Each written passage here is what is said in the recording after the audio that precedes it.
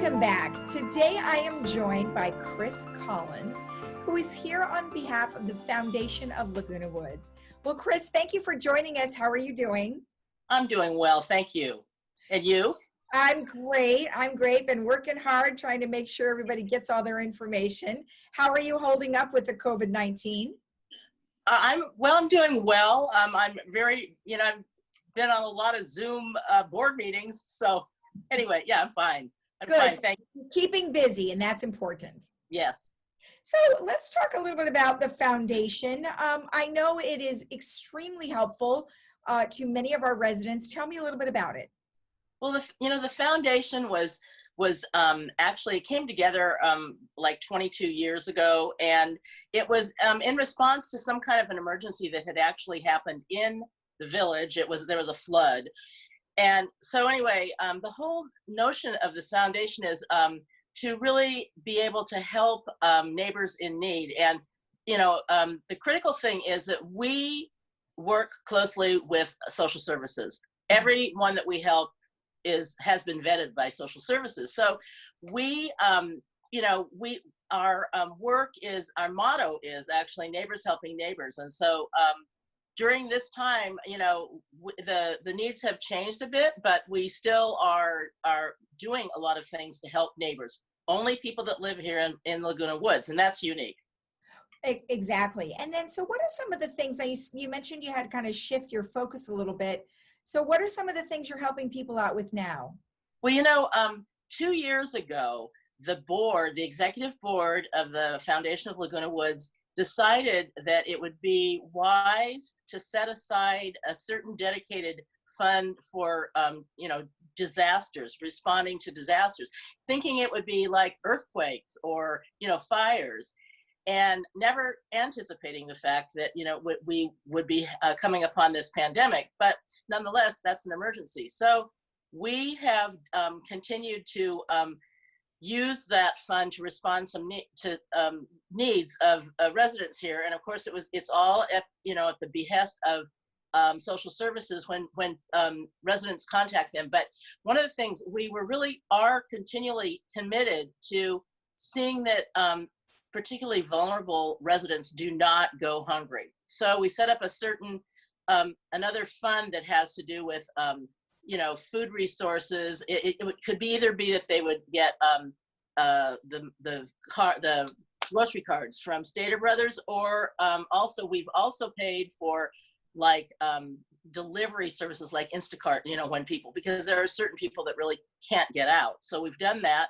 Another thing is that we made a big contribution in purchasing masks, which were distributed to all residents here in Laguna Woods, because we're concerned about safety, health and safety. So those were two things that we hadn't, that were a little bit unique and came out of this emergency fund. Okay, that's great. And working with resident services, what does somebody need to do to be able to participate in this program? Well, if a resident has any kind of a problem, our goal is to assist folks that have temporary financial emergencies. This is not a long-term thing.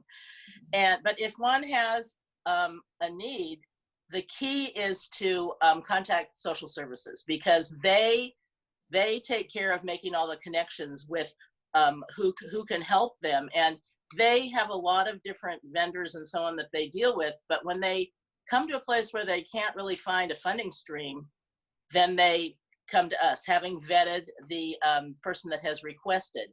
And so, we pay for things like maybe it's co-pays on the prescriptions. It could be for food. We've had a bus that we paid for to have people go to South Coast, the food bank that's at South County Outreach, various things like that. But it's all comes through when we've been notified by social services. Okay. So tell me a little bit about your responsibility with the foundation. Well, my responsibility has been mainly to do a lot of speaking at the behest of the foundation. So, I heretofore, I was going to the public comment portion of the various board meetings. I would go to GRF, I would go to United, and then I would go to Third. Well, given that the format of all of that has changed, I haven't been doing that. But that's what I've been doing it for like almost 4 years now.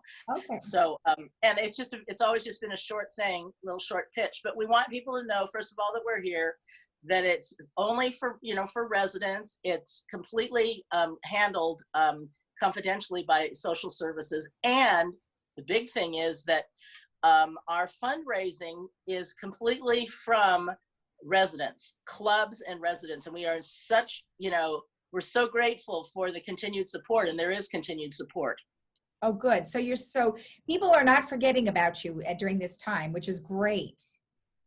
Well, interestingly, we usually do 2 campaigns, appeals, if you will, financial appeals twice a year. We do one in the spring, we do one in the fall. Well, the way things happened with the pandemic, we decided it wasn't really appropriate to do that. But interestingly enough, people have continued to send in donations to the foundation, which has been wonderful. And Marcy Scheinwald, who is the president, she had the wonderful experience of someone, a resident, contacting her and saying, you know what, I would like to donate a portion of my stimulus check that I received to the foundation. So Wow. that was a very happy day. So, Oh, isn't that nice? That is great. yes. And just like your motto is, neighbors helping neighbors. I think that is just wonderful. Well, excellent news. So now if they would like to find out more information about the foundation, what would you recommend they do?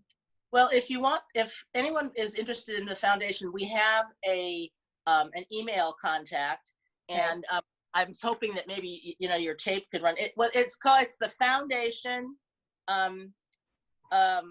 at comline.com, or we have a telephone number, a local telephone number, which is 949-268-2246.